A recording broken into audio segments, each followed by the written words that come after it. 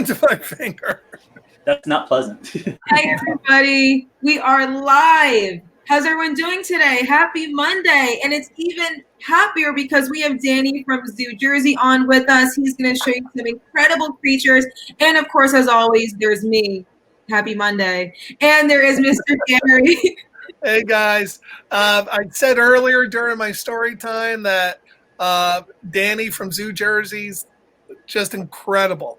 And we're so thrilled. And I had so many people tell me how much they loved them and they love Zoo Jersey that I just wanted to come on with Brittany. Not that she needs my help at all, because she is Queen Brittany. But I just wanted to join just to say hello to everybody. And I like to watch the show. So I'm going to exit out, Miss Brittany. I don't know if you do your magic and get rid of me, but I just want to say hi to all my friends. Bye, Danny. Good luck. Bye-bye. Thanks, Mr. Gary. Whoops. Call Mr. Gary. We're in the spotlight now. All right. Danny, it is all you. You got it. Well, hello, all my POAC friends. It's so nice to see you guys again. I'm very excited. Today we're going to have some fun with some really cool animals. We're going to go a little on the creepy crawly side today, I think, too. We're going to explore some of the more leggy creatures that we've got here today. And then we're also going to do a feeding. Yes, a feeding. We're going to feed one of our snakes. I think it's a really amazing thing when they eat. It's for as many years as I've been working with snakes, it is always an exciting thing to watch them eat because there's no other creature that does it just quite the way they do. So we'll go over that a little bit. In the meantime, I want to invite you all to ask your questions in the comment section. If you have questions along the way, please feel free to type them in there. I am seeing them, and I will be more than glad to answer them for you. So what do you say we get started? All right. I'm going to pull out one of the first creature that I have for you, I should say, is one of my favorite kinds of insects, invertebrates. Oh boy, he's defensive right now. This is a really cool creature because it basically gets as creepy looking as you can imagine. Let me see if I can get him in focus here. This is a Vinegaroon. Focus Vinegaroon, there you go. This is a really amazing creature. They are relatives of spiders and scorpions, obviously, right? They look a lot like them. I'm going to try to see if I can show them off a little bit more here. In the middle of my hand so we can see you better. Okay. So Vinegaroon, it's a really creepy looking creature, as you can see. They've got these two big claws in the front, and they've got really leggy legs. And they have some extra long legs in the front there that are kind of waving around. You can see them a little bit there. Right? Those are really cool. I'll explain those in a minute. And then he's also got a really long tail, kind of like a scorpion, right? It looks a little bit like a scorpion. But the difference is his tail does not sting. One of the reasons I love these creatures so much is that although they look absolutely horrifying, they are actually really gentle. They don't bite. They don't sting. So the Vinegaroon has these two little arms in the front there. You can see. Come back a little bit near focus. Help if I go up. No. Sorry, guys, I'm working with a new camera. I'm trying to figure it out. But you can see he's got little kind of boxing glove arms, and those are his claws up in front. Now, those claws basically only move one way. So we have scorpions, right, and they can kind of pinch. They have a claw that pinches, just like a crab or a lobster. These guys don't have that. Their arms are kind of fixed, and so basically they have these, they look like boxing gloves, and they can just pull into them. That's all they can do is just kind of grab. So they are these really big grabby arms that they have. And with that, that's what they use to capture their food, which are usually other insects, things like crickets or smaller versions of themselves, spiders, all kinds of stuff. So they will get their food and they'll catch it and they'll grab it with these arms and they'll squish them and they'll give them just the best hug ever, which usually is not good for the bugs because then they start getting eaten. I'll eat them right after that. They don't really have many defenses except for one really unusual one, which we'll talk about now. So I'm going to say hi, Adrian. Hi, Brent, Jillian, Connor. Hey, Lucas. Hi, guys. I'm really glad you guys are coming up on the comment section. Okay, so this tail is really cool. This tail it looks like a whip almost, and that's why they get their name. Sometimes people call them whip scorpions.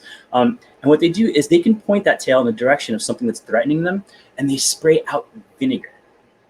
Just vinegar. Vinegar exists in the wild. It's referred to as acetic acid. It's a type of naturally occurring acid. Now, they spray vinegar right off of that little kind of antenna thing in the back.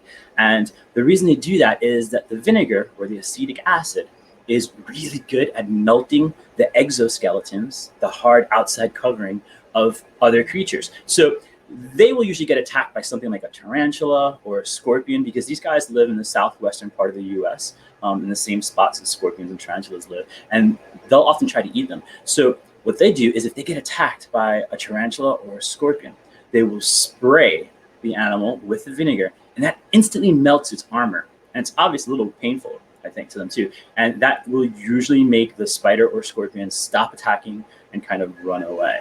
And that's really the only defense they have. So for us, they really can't do anything to us. If he gets mad, which he was a little bit before, you can't smell it, obviously. But if I were in front of you guys right now, you would be smelling vinegar, because right now I smell like a sandwich or a salad, thanks to this guy. And it's because he sprayed you with vinegar. But of course, as long as it doesn't go in your eye, it's not really a big deal. I have had them spray me in the eye. It's not fun. I've also had them spray me in the mouth. And yeah, that's vinegar. So, hey, Connor and Jacob, hi. Ashton and Violet, hello. Hey, Lucas. All right, we're going to move on. I'm going to show you some other really creepy quality type of creatures that I think are a lot of fun. I'm going to show you something really cool that a lot of people don't often get the chance to see.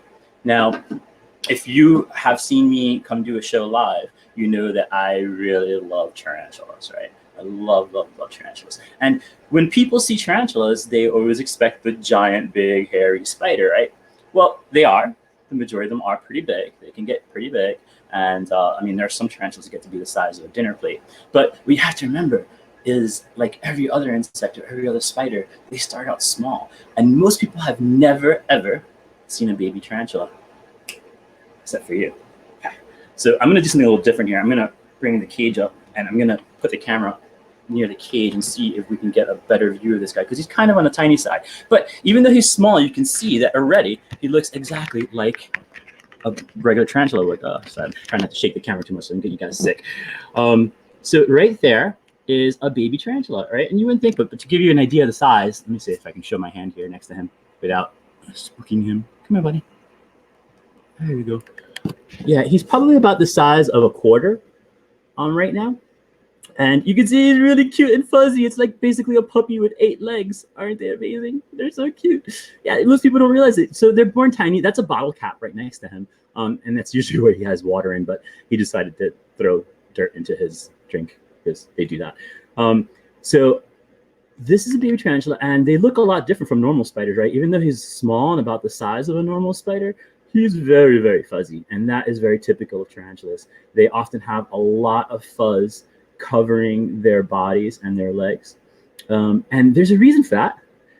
It makes them very sensitive to the areas around them. They can pick up vibrations super easy. They can feel vibrations on the ground. They can feel the wind moving around them. He can actually sense when I'm talking. He can hear the vibrations in my voice, and he probably feels the wind coming out of my mouth as I speak in front of him, because they have those really sensitive hairs that allow them to sense their environment very, very well. And that's why they're such great hunters. Tarantulas are amazingly cool hunters.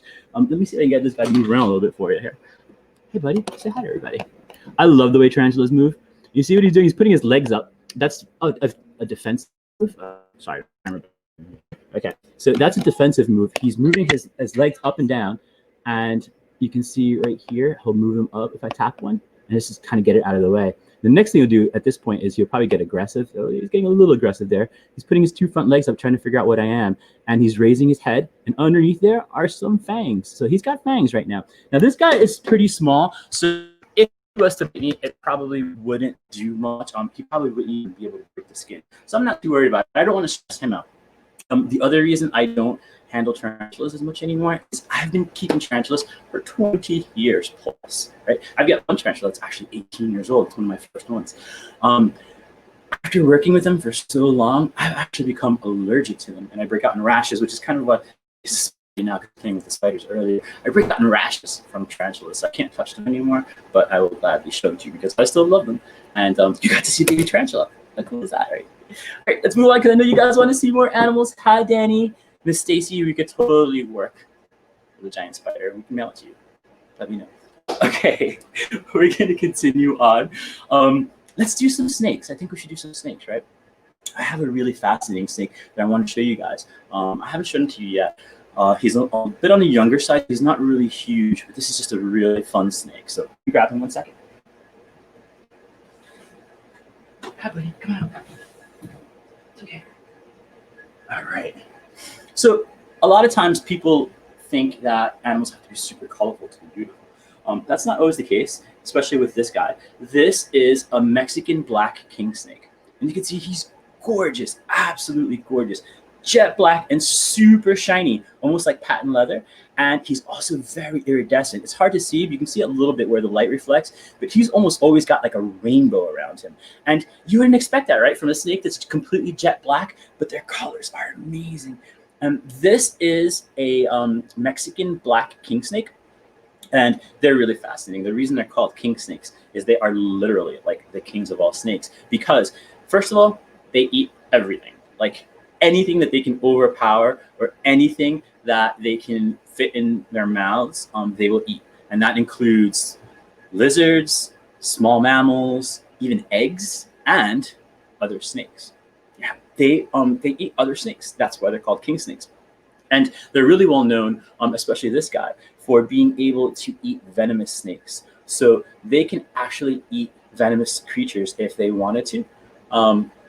They don't get affected. So if this guy was hunting a rattlesnake and the rattlesnake turned around and bit him, it would do nothing to him, which is pretty amazing, right? Imagine having that's like a superpower among snakes where you're basically don't have to worry about the venom. Oh, look at the colors there. You can see them right there.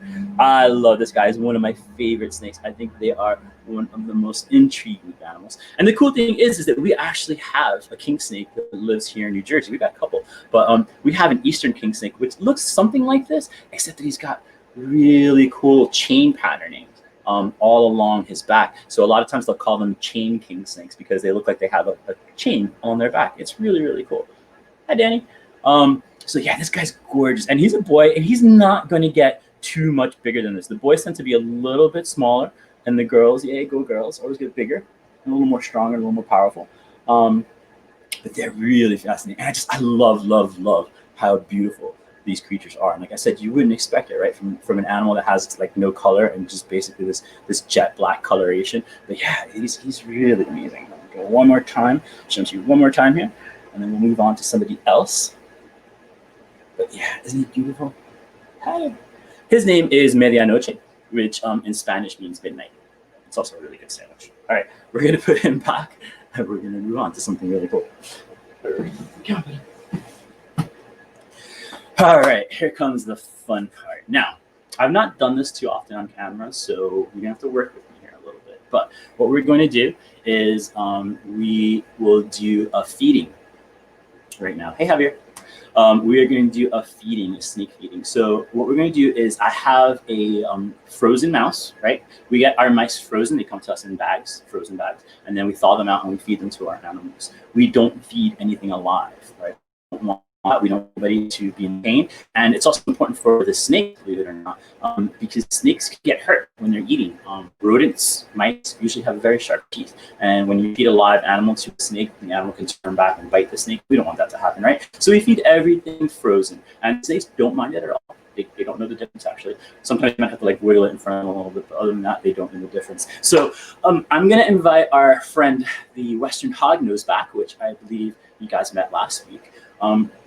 The reason I'm going to have the hognose come up and do the feeding is that the hognose snake has a huge mouth. They are animals that eat toads, right? So because they can eat toads, they can expand their mouths really, really large. And this way, you'll be able to kind of see how it works, right? So let's talk a little bit about snake jaws in general. So right here, if you feel your chin, right? Feel your chin. You feel it's really hard right there, right? That's because your jaw is made out of one solid piece of bone, right? For snakes, it's different. Their bottom jaw are made out of two pieces, separate pieces, and it's connected in the middle with something that's called a ligament, which is almost like, imagine like a rubber band, right? So that means that they have these two separate jaws. I'll demonstrate my hook here. They have these two separate jaws that can open up wide and open up long like this. So that makes for a really big mouth, which lets you swallow big things. It's important too, because imagine trying to eat without using your hands.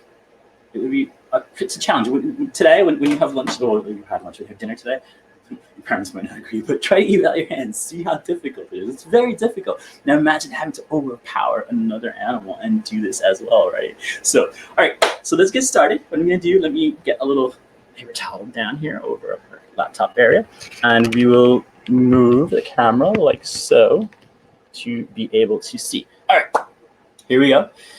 We are going to first bring our snake out. And you guys remember Pork Chop? Pork Chop is our hognose snake. There she is. All right, let's get Pork Chop in the camera here. Hopefully he will cooperate a little bit. Let's see. We can put you right here, buddy. You stay there. Stay there. All right, maybe we'll entice them more if I put the food down first. Let's try putting our mouse down first. So here's our frozen mouse. Okay, it is frozen. It's right there. And we're now going to bring Pork Chop over to it, and she should sense it and start to eat. There you go. Oh, that's the paper towel you're eating. There you go, buddy. All right. So she's got the mouse, and now she's going to immediately get to work, right? Remember we talked about how flexible the jaw is? Well, the skull is also as flexible. Their skulls, and you can see it's moving pretty flexibly, right? It moves around a lot, and that allows them to basically kind of crawl over their food. And so you're going to see it looks like he's basically crawling over the mouse, and he's going to make his way over. And then once he gets to a certain point, you'll see it becomes much easier for him to swallow the food, because once it moves past the jaws, there are muscles in the snake's throat that take over and start to pull it down. So if you want to imagine how those muscles work, imagine putting a tennis ball inside of a sock and then trying to push it out of the sock with your hand, right? You just kind of like grab the tip of the sock and then roll your hand up, roll the ball out. That's basically how the muscles work in a snake's body. Once it gets to a point, like once it gets to this point right about here, you will now be able to see the muscles on the neck start to pull it down, start to constrict it back down a little bit more. He'll get there eventually. It might take his time a little bit, but he will get there. And notice how much that jaw is stretching. That jaw is stretching huge right now. It's stretched all the way wide. I mean, look how wide his head is right now. That's crazy, right? You see a little cute hognose. That's why they get the name, the hognose. He's going to keep going over. And he's going to start walking over the food more. And pay attention right back here now. I'm going to use this so I don't disturb him. Pay attention back here now, and you'll start to see in this area, you'll see the muscles, these muscles right here, start to pick up the mouse. They'll basically pick up the mouse by the head, and then start to pull it way into the back. Danielle, that's a great question. How often do we feed Pork Chop? Pork Chop eats about once every 10 days or so. For a snake, that's actually a lot, and that's because this snake tends to eat a lot. This is a snake that hibernates. So when you have snakes that hibernate for the winter, they usually tend to eat a lot when they're awake to make up for that time that they're sleeping. So this is a snake that eats fairly frequently. Some of our larger snakes, like the big pythons and the boas, they only eat every 2 or 3 weeks. So it kind of varies. But you can see he's got it most of halfway down now, and it becomes much easier for them to digest at this point. Oops, sorry, I don't want to disturb you. I just want to move you for the camera. It becomes much easier for them to pull the mouse down. Oh, no, don't leave the camera. Stay there. There we go. You got it, buddy. Yeah, Connor, you are absolutely right. It's munchy, munchy, munchy time. As you can see, they're really great at doing what they do. Like I said, imagine eating something that's like 3 times the size of your head without using hands. It's a pretty tough trick to pull off.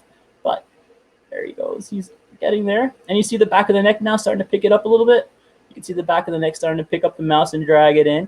And he's basically going to squish over it. And now the back of the neck is going to hold it in place. And then he's going to crawl over the mouse again. There you go. Nicely done.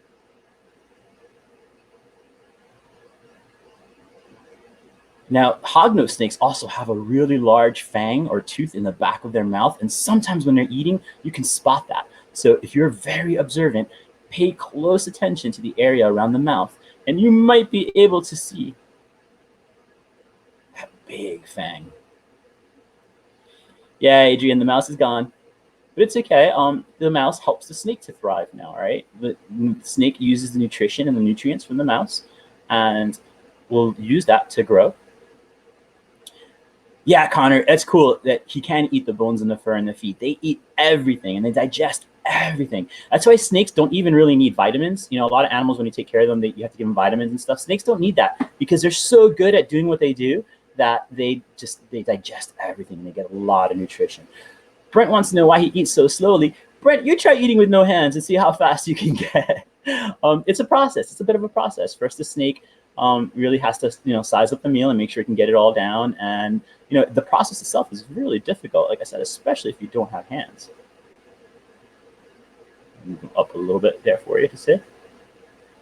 And you will soon see he's going to get to the end there. And then once he gets to the end, it's actually much easier for him. It's starting to get to a point now where his body's going to be able to pull it. See if I can get more of his body in the camera. His body's going to start to pull the mouse, and you can see it. I'm going to let him go. I was holding on to him for a bit, and I'll let him go. Maybe it'll be a little easier for him. Yeah, cool. You can see it's almost going down. And in about 4 or 5 days, that mouse will be fully digested. And he will go to the bathroom. And then I know it's time to feed him again. You guys might get a really good look at that tooth I was telling you about soon, because he's in a really great position to show off that tooth. Here he goes. Getting towards the end, the tail there. I always like this part because it looks like they're eating spaghetti. It looks like they've got spaghetti hanging out the back of their mouth. I'm most tempted to be like, slurp it up. Here he goes. Almost done. You can see he's working really hard to pull it all down. That was a pretty good sized mouse, right? Let's see if we can look into his mouth. Let's see. Maybe he'll give us a good shot. Oh no. Don't fall. I'm going to hold you here. Okay. Look in there. Go ahead. Oh, it's so cool. He'll probably pick his head up a little bit once the mouse is farther down, and then we should be able to get a good view in there. That's it. This is definitely the spaghetti phase. This is where he looks like he's eating pasta, no longer mice. Yeah, this is a really good sized meal for him too. So usually I feed him slightly smaller mice. Looks like a giant tongue, Mr. Gary. That's very observant. Yeah, it kind of does. A really long tongue. Very cool. He's almost done. And definitely once he gets most of the body in, it gets much easier. I'm going to try to push his body forward a little bit so you can see where the mouse is. There we go. So obviously the mouse is in this area right here.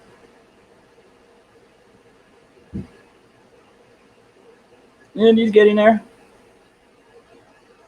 Almost done. The spaghetti piece. Hey there, buddy. Almost.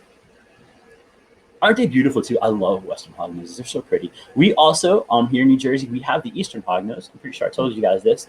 We have the same snake, but our version is completely jet black. Most of the Eastern hognoses that we have in New Jersey are completely black colored like our Mexican black king snake. They look exactly the same, that shiny color, which is pretty neat. All right, there he goes. You can see now. You can see a lot of that flexibility coming back in the jaw. You see how he's flexing the top of his skull. His skull is also flexible, and he's kind of flexing it to get the last bit of that tail down. But you can see just how flexible that mouth and those jaws are. It looks so cute. Sorry, I can't help it. I think snakes are cute. Wow, look at that. Almost there. I'm gonna wait till he gets it all the way down before lifting him up. Because when snakes eat, it's also they're very delicate after they eat. For the first couple days until that mouse is digested, this snake isn't going to move around much. It's going to find somewhere quiet with the right temperatures, and then it is going to sit and digest its meal. When they have a mouse in them at this stage, or something this big, they don't move around a lot. It's very uncomfortable for them. So if I were to pick him up and not be gentle, the snake would probably get a little worried and think that it has to move or respond accordingly, and it'll end up throwing up the mouse because it's just that much easier for them to move and get away from danger if they throw up their food. That's it. You're done, buddy. No more for you. You're good. He's looking for more because he smells it. You see how his tongue is going around the paper towel? He smells the mouse on the paper towel. So his tongue is going to search around looking for food. I'm going to take him and move him over now. I'm going to use the hook because you can see he's very curious now, and he thinks that anything that moves is going to be food. So we're going to pop him back in here and let him finish his digestion. And get the camera back up here so you can see your guys again. Okay. There we go. Sorry, guys, for the technical adjustments. All right. Does anyone have any questions about what you saw today? Because if you have questions, now's a really great time to sit and ask them. I am going to show you one more really cool animal real quick that just came in. Yesterday, I got a phone call from someone who found a turtle in a parking lot in South Jersey, and they didn't know what to do with it. So I picked it up, and I'm going to drive it today to a rehabilitation center. But before I do that, I want to show you guys what it is. It is really cool.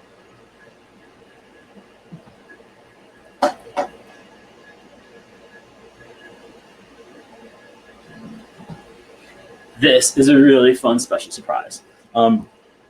This is an eastern box turtle, and this is a young one. This one was found in a parking lot, and someone picked it up thinking that it was a pet and took it home.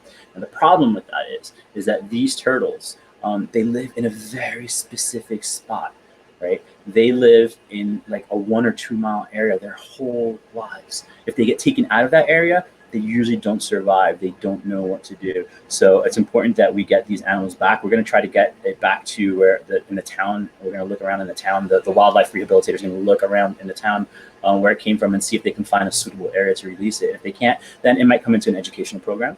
Might come stay with us at Zoo Jersey. Who knows? We'll see. But this is an eastern box turtle, and this is a common turtle in our area of New Jersey. The reason they're called box turtles is very simple. Right here, across the shell, right here across the shell, they have a hinge, which means they can open and they can close their shell whenever they want. And that's a really important thing to have, especially around here in New Jersey, where we have raccoons and foxes that live in the same area as these turtles. It's a really good defense. So I'll show you guys real quick if it cooperates. I'm going to boop his snoot. Boop, boop, boop, boop. There you go. And force him inside a little bit. And you can see when he goes inside, his shell closes off. You see how it opens and closes? Like, boop, boop, boop. It opens and closes, and that's why they call box turtles, because it's almost like they have a lid of a box lid or shell on their shell, which is pretty neat. So this is an amazing little creature, and we are lucky enough here in New Jersey to share our wild spaces with them, right? So if you guys ever see one of these turtles, the most important thing to do is leave it alone, right?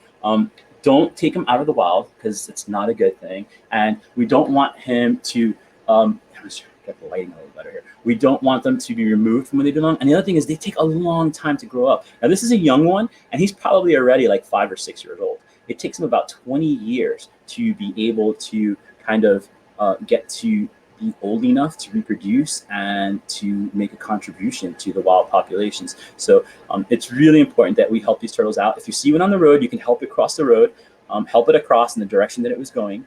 And just like I said, just leave it there. Unfortunately, it's very unfortunate that you have to let these guys take a risk, because most of the time they're killed when they cross roads. They get hit by cars because they're obviously very slow, right? So it's really important that we help these guys out as much as we can. I hope this guy gets back home. It's going to be very important that he does, and I hope he gets back home safe. So wish him luck, everybody. Yay. All right, we're going to pop him back over here in his temporary bin for now. And once again, if you guys have any questions at all, please let me know. I would be more than happy to answer them. Yeah, Danielle, he is cute and small.